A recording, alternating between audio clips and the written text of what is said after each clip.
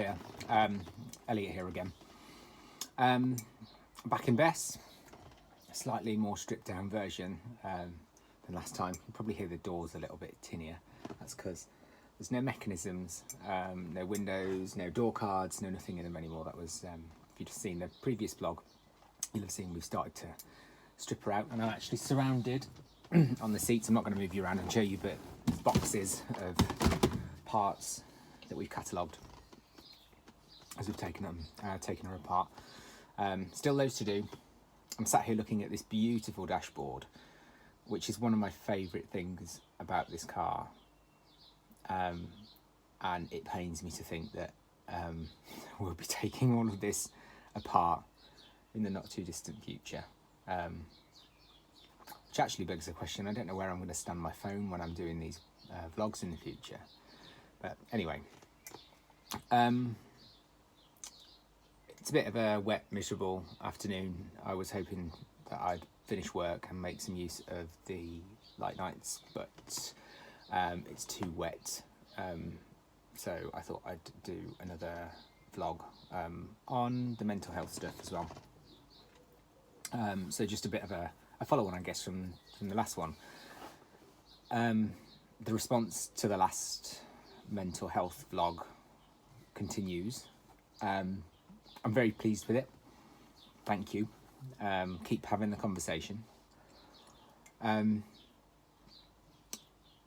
guess I wanted to do a proper follow-up to the vlog on my story. Having already mentioned sort of in subsequent posts that the response has been really good, but it got me thinking about a few aspects of it, specifically around what a stigma is, and it's defined as a mark of disgrace, usually associated with a quality, a person, an individual, or a set of circumstances that person's in. I guess that's probably one of the reasons why I was a bit nervous about sharing the story. I mean, it's a bit of a tough thing to do. And in fact, I messaged that video before I posted it, before I published it. I messaged that video around to a few of my, a few of my closest friends and family, just to sort of see what their thoughts on it were. You probably can guess, I was nervous about sharing it. I didn't want it to get misinterpreted. I didn't want it to come across as a sob story. I didn't want it to come across as clickbait. I didn't want people to look at it and think that I was weak. And it has to be said, none of that's happened. I've had some really lovely messages, from people.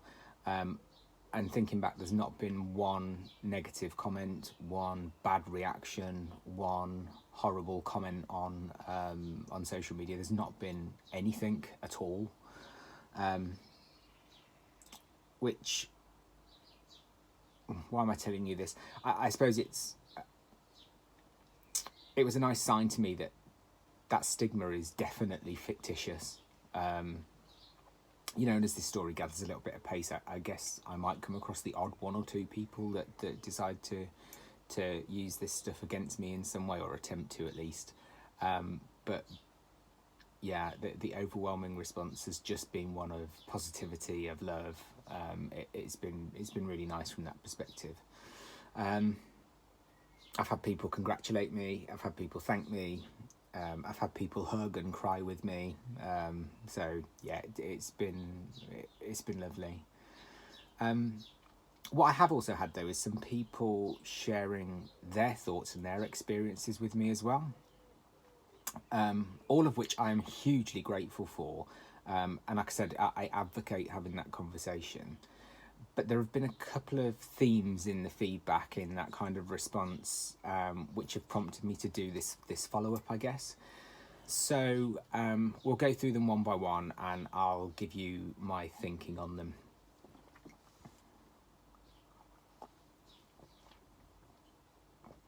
So the first one is, you're really brave for sharing your story. And I've heard a couple of people say this. Friends and in work, and actually a stranger said it as well. Maybe not. Maybe it looks brave. Maybe it looks brave and feels scary because not many people do this. But people do need to talk more, and people do need to share more. So my response on this is, let's not think about it as brave. Let's think about it more as honesty. There's no heroism in this at all. It should be, and I want to make it perfectly normal for anyone of any age to share how they feel, and to be respected and supported if they do that as well. So the next one is, you helped me a long time before this vlog. I had this twice, and as lovely as it was to hear it, the underlying theme of why people felt helped or why they didn't feel helped in some situations as well was one of those ones that was a little bit difficult to stomach. So yeah, I mean, talking about one person specifically, I had a message from someone saying that they identify as someone who struggles with their mental health. But they remember today that I'd asked them what their plans were for the weekend on a Friday. And on the Monday, I'd followed up with that question as to how was your weekend? Did you do what you wanted to do? Blah blah blah blah blah. Which sounds simple enough, and I am as guilty as anybody of asking people in a conversation, "How are you?" When I don't really mean it, or I don't have the time for the deep conversation that person might want to respond with. But what it has shown me is you should never underestimate the importance of showing someone that you care, even in sort of a small conversational passing way, and that you're actually listening to them. It's such a simple thing to do, and in an age where you've got smartphones and endless kitten videos on YouTube, it's so easy to get distracted and let the authenticity of your interactions slip. I mean, just think about it. Who have you been ignoring while you've been watching this video? That doesn't mean you should stop watching. So yeah, it was sometimes the simple stuff has the biggest impact. So a couple of people said when I shared my story, "I never knew. Why didn't you ask me for help?" And this is a real key one for me. Some of us are very good at hiding things, and others aren't very good at reading other people, and we kind of need to get comfortable with that. It's fine until you become too good or bad at hiding things or not spotting things. And when you have those moments, the deeper you slide into that dark pit, the more climbing it feels you've got to do in order to get yourself back out of that pit. The more effort you think is needed, the less likely you are to ask for help, because the more of an inconvenience you are going to be to those people around you.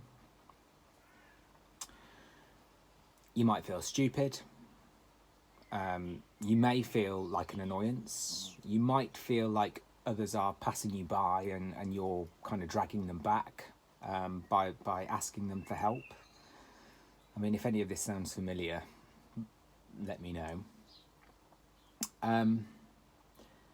And for all those reasons, you may hide the severity of the situation that you're in, of the feelings that you've got.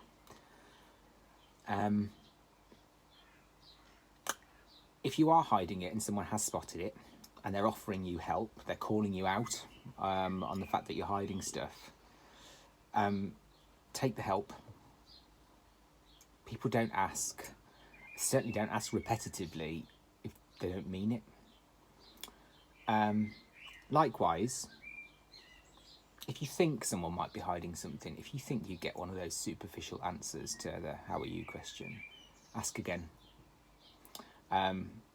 Cautionary tale with this one: just be aware of the situation that you're in when you ask those questions. I wouldn't do it if you're out for dinner with all of your friends and everybody's sort of sat around the table. That might not be appropriate. Nor would I do it if someone's about to step into a board meeting in the office or something like that. If you can tell that there's something there, just pick the right moment to ask that question authentically, sincerely, in a space where if that person wants to actually answer you honestly, that they can, without needing to worry too much about other people's perception of them.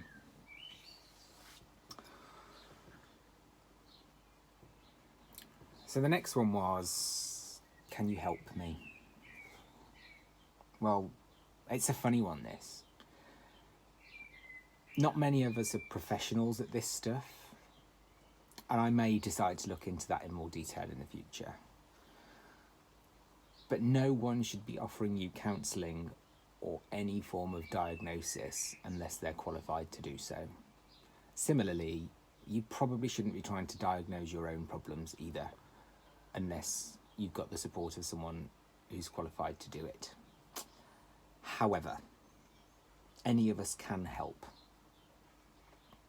even in a small way, and it can be anything from the encouragement to seek medical intervention, to ask for the professional help, through to popping round with a packet of biscuits for a cup of tea, or buddying up with someone for some exercise. It can be anything like that. My cautionary tale is, as you would in an aeroplane, if the oxygen masks come down, fit your own first. Don't try and help people when you're not in a position to offer that help. You'll end up doing more damage to yourself and to that other person potentially.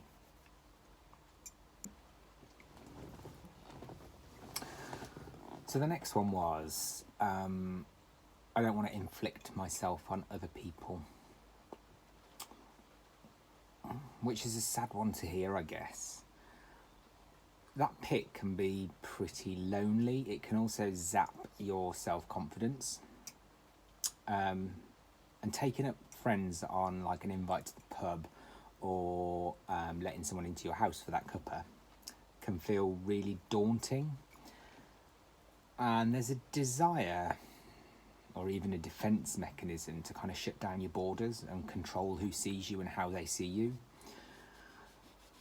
Unfortunately, this is often one of those times where your body's response isn't really doing you any favours. That's not to say that some alone time isn't important. It helps you to process everything. As is sleep, that's also really important. But so is maintaining a link with the outside world. The more you shut yourself off, the more daunting it can be to get back out there, whether that's friends, whether that's family, whether that's work, even the shopping. And I'm not saying that you should throw a big party in your garden, but try to find the people, the situations, the tasks that make you feel better. You won't be inflicting yourself on them. And okay, you might not be the life and the soul of the party, but that's all right too. We all have off days, and good friends will get that. For me, cleaning the car or cleaning the house are therapeutic pastimes that I tend to do on my own. But then having friends around for a pizza and a film, where you don't necessarily have to do much talking, but you've just got company, that's a really nice one. Spending time with my friends' dogs as well is also another way of self-helping.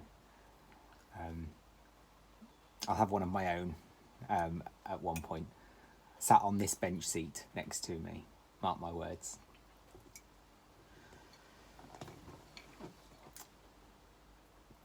So the last one I was going to cover off is my situation doesn't compare to yours.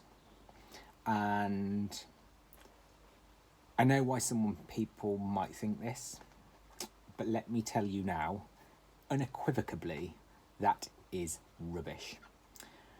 the very last thing that you should be doing is comparing your situation and how you feel with other people's situations and your perceptions of how they feel. All manner of things can trigger a slide in your mental health. It can be one huge event, one massive life-changing trauma. It can be something that happens to you. It can be something that happens to someone you care about. It could be something that happens to someone that you don't even know.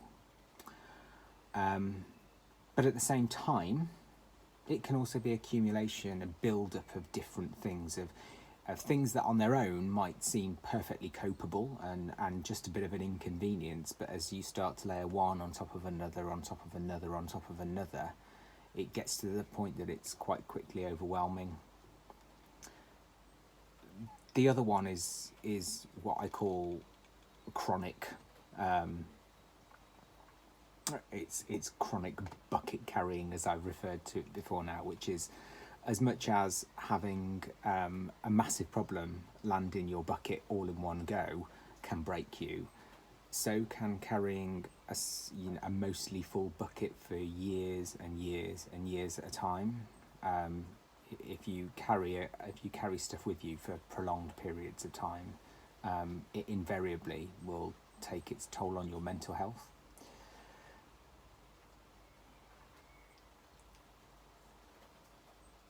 I guess what I'm trying to get across on this one is, irrespective of the cause of any mental ill health, the really important thing is to acknowledge it, to recognise the symptoms, as I mentioned in the last video, and to do something about it. And that's why my situation doesn't compare to yours is a really dangerous thing to think. Because actually the severity of the situation and the impact that it has on you personally is what matters, as does dealing with it.